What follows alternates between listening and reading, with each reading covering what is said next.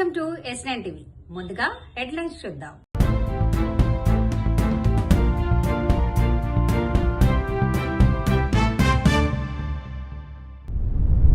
పదోన్నతుల అక్రమాలపై విచారణ జరపాలి. Education hub పనులను వేగవంతం చేయాలి. మాజీ మంత్రి సిదిరి అప్పలరాజు అరెస్ట్. రాహుల్ గాంధీ అరెస్టుకు నిరసనగా కాంగ్రెస్ ఆందోళన. నా పేరు డాక్టర్ టిఎస్ ప్రవీణ్ కుమార్. నేను qualified government degree lecturers association ప్రెసిడెంట్ని.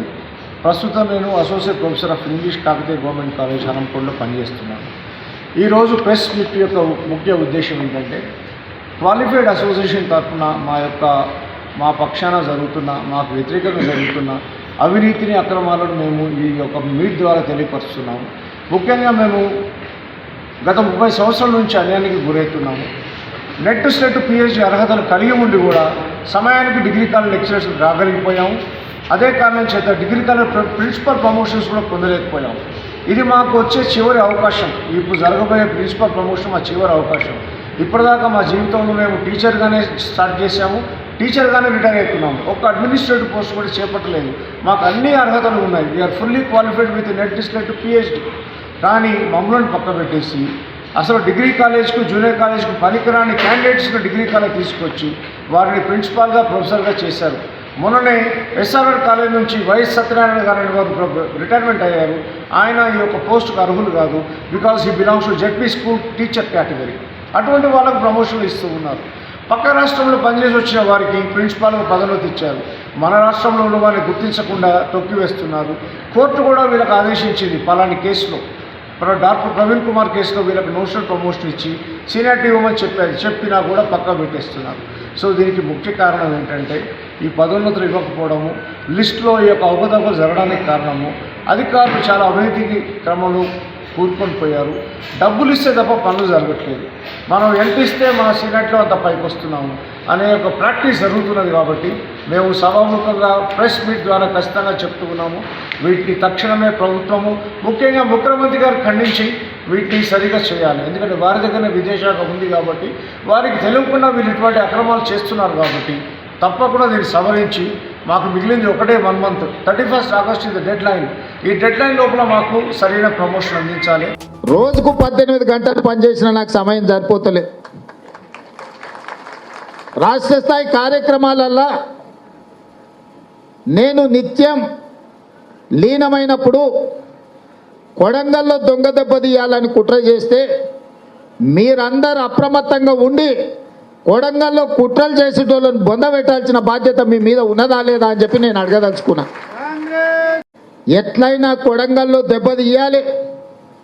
రాష్ట్ర స్థాయిలో మాకు అడ్డంకిగా మారిండు, మా కంట్లో నలుసుగా మారిండు, మా తప్పులను పట్టుకొని అడుగుతున్నాడు, కడుగుతున్నాడు.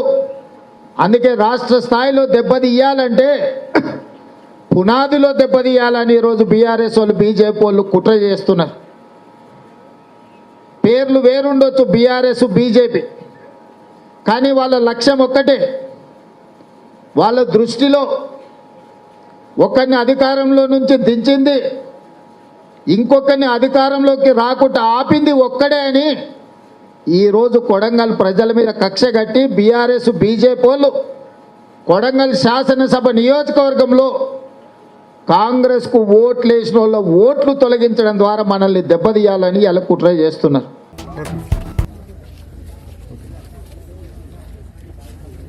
ప్రజారాజ్యం ఎక్కడికి వెళ్తుందో తెలియట్లేదు. లా అండ్ ఆర్డర్ అయితే అస్సలు కరెక్ట్గా లేదు అనుకొని చెప్పగలను.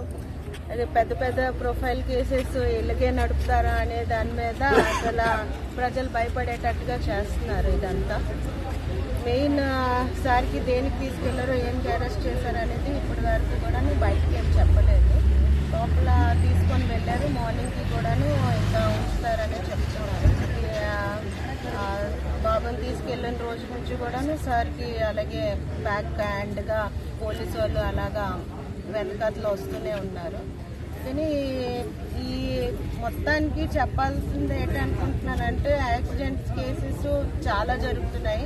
ప్రతి ఒక్క దాని మీద కూడాను మీరు చర్యలు తీసుకొని ఎలాగా అందరికీ తీసుకొని వచ్చేసి ఎక్స్గ్రేషియా కింద 10 లక్షలు ఇస్తున్నారు. ప్రతి యాక్సిడెంట్ కేసుల దగ్గరికి మీరు వెళ్ళేసి వాటంతా కూడా తీసుకొని ఆ పేద కుటుంబానికి కూడాను మీ అందరూ కూడా కాపాడుకోవాలనుకొని చెప్పి కోరుకుంటున్నాను. అంటే తెల్లవారు 6:30 కానీ వాళ్ళు చెప్తున్నారు మేడం. ఏమని అంటే పోలీసులు ఏం చెప్తున్నారు? తెల్లవారు మార్నింగ్ 6:30 అనేసి అలాగేం చెప్పలేదు, కానీ అలా కంటిన్యూ అవుతుంది. లాయర్ కూడా లోపల ఉన్నారు. అంటే మీడియా అడిగిన దానికి బయటకు వచ్చాను. మీడియా అడిగితే తెల్లవారు మార్నింగ్ 6:30 అని చెప్పారు. అంటే మీ 6:30 అంటే జడ్జ్కి ఇప్పుడు నైట్ టైం అవ్వదు అనుకొని చెప్పారు, కానీ అది కూడాను కరెక్ట్ ఇన్ఫర్మేషన్ రాంగ్ ఇన్ఫర్మేషన్ అనేది తెలియదు. ఎందుకంటే బయట వరకు అయితే అసలు ఏం కూడాను ఎవరు కూడా మాట్లాడలేదు. అక్కడ ఉన్న పోలీస్ బెటాలియన్ మొత్తం కూడాను బయట నుంచి వచ్చింది. మనకి లోపల ఉన్న పోలీస్ బెటాలియన్ బయట ఉన్నది మొత్తం వేరే వేరేగా ఉంది. సో అది కరెక్ట్ ఇన్ఫర్మేషన్ అనేది అనుకోవట్లేదు. అందుకనే అడ్వకేట్ లోపలే ఉన్నారు సార్తో పాటే. నేను మామూలుగా బయటకు వచ్చాను. అంటే మార్నింగ్ 6 లోపలే ఈ కార్యక్రమం వాళ్ళు చేసి వచ్చారు మీరు భావించవచ్చా? అనుకుంటున్నాం. అందుకనే మా వాళ్ళందరూ కూడాను ఇక్కడే ఉండి వెయిట్ చేస్తున్నాం. అవును, థ్యాంక్ అమిత్ షా గారు వెంటనే రాజీనామా చేయాలనేది మా డిమాండ్ కాంగ్రెస్ పార్టీది. ఎందుకనంటే ఈరోజు కోట్లాది విద్యార్థులని పార్లమెంట్కి వచ్చి పార్లమెంట్ దగ్గర ధర్నా చేసుకుంటే, నిరసన తెలియజేస్తుంటే వాళ్ళని మహిళలను కూడా చూడకుండా బట్టలు చింపేసి ఇష్టానుసారంగా లాఠీచార్జీలు చేసి విద్యార్థుల మీద ఈరోజు make in India, developing India అలా భాగస్వాములు అయినటువంటి ఇట్లాంటి విద్యార్థులు యువకుల్ని ఈరోజు కోట్లాది మంది యువకుల్ని ఈరోజు ఇష్టానుసారంగా వాళ్ళని లాఠీచార్జ్ చేయడం అనేది సిగ్గు చేయడం చెప్తా ఉన్నారు. ఈరోజు దేశం రేపు అభివృద్ధి చెందడానికి మేక్ ఇన్ ఇండియా అని చెప్తా ఉన్నారు కదా, మేక్ ఇన్ ఇండియాలో భాగమే కదా ఈ విద్యార్థులందరూ కూడా, రేపు పొద్దుగాల యువకులందరూ కూడా. మరి ఇలాంటి వాళ్ళ మీద మీకు ఎందుకంత అక్కసు? ఈ రోజు మోడీ ప్రభుత్వం, బీజేపీ ప్రభుత్వం ఈరోజు యువకులకి వ్యతిరేక ప్రభుత్వం అని చెప్తా ఉన్నాం ఈరోజు మేమందరం కూడా. దీని పరిణామం ఖచ్చితంగా బీజేపీ ప్రభుత్వం, మోడీ గారు చెల్లించాల్సినటువంటి అవసరం ఉంటుంది. ఏ యువకులు కూడా ఊపినే పరిస్థితిలో లేరు ఇప్పుడు. ఈరోజు అగ్గై ఈరోజు మొత్తం యావత్ ఉన్నటువంటి దేశంలో మొత్తం కూడా ఈరోజు మొత్తం యువకులందరూ కూడా రోడ్డు మీదకి వస్తూ ఉన్నారు, నిరుద్యోగులందరూ కూడా రోడ్డు మీదకి వస్తూ ఉన్నారు. ఈరోజు నీట్ ఎగ్జామ్ని ఈరోజు అమ్ముకున్నటువంటి ఈ ప్రభుత్వము ఈరోజు వచ్చి ఈరోజు యువకులందరూ వచ్చి, నిరుద్యోగులందరూ వచ్చి ఈరోజు మేము అడుగుతూ ఉంటే ఈరోజు వాళ్ళ మీద లాఠీ చార్జ్ చేయడం అని ఎంతవరకు కరెక్ట్ అని అనుకుంటున్నాం. ఈరోజు అమ్ముకుంది మీరు, ఈరోజు వ్యాపారం చేస్తుంది మీరు, ఈరోజు వాళ్ళ జీవితాలతో ఆడుకుంటుంది మీరు. మరి ఇలాంటివి చేసుకుంటా మళ్ళీ వాళ్ళ మీద లాఠీ చార్జ్ చేయడం, ఈ ఘటన మీద మీరు కాంగ్రెస్ ప్రభుత్వం డిమాండ్ ఈరోజు ఈ ప్రభుత్వాన్ని, మోడీ గారిని వెంటనే రాజీనామా చేయాలని చెప్పి డిమాండ్ చేస్తా ఉన్నాము. నిన్న రాహుల్ గాంధీ గారు, మా ఎంపీలు అందరూ కూడా, మీ అందరూ కూడా చూస్తున్నారు, వీళ్ళందరూ కూడా మోడీ ఇంటి దగ్గరికి వెళ్ళి చాలా పెద్ద ఎత్తున మొత్తం ఉన్నటువంటి కాంగ్రెస్ ఎంపీలు కానీ అందరూ కూడా, వామపక్షాలు కానీ అందరూ కూడా ఈరోజు పెద్ద ఎత్తున ధర్నా చేశారు.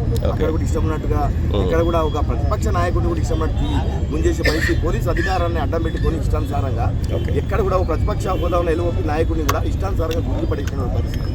ఈరోజు కాంగ్రెస్ పార్టీ ఆ ఉన్నటువంటి యువకుల పట్ల, ఆ ఉన్న నిరుద్యోగుల పట్ల వాళ్ళు నిలబడతా ఉంది, వాళ్ళ గురించి పోరాడుతూ ఉంది.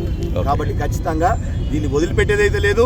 ఖచ్చితంగా కాంగ్రెస్ పార్టీ, మా రాహుల్ గాంధీ గారు ఖచ్చితంగా వాళ్ళ పక్షాన్ని నిలబడి వాళ్ళ న్యాయం చేసేంత వరకు కూడా కాంగ్రెస్ పార్టీ పోరాడుతూనే ఉంటుంది. ఇంతటితో వార్తలు సమాప్తం. మరిన్ని అప్డేట్స్ కోసం చూస్తూనే ఉండండి S9 TV న్యూస్.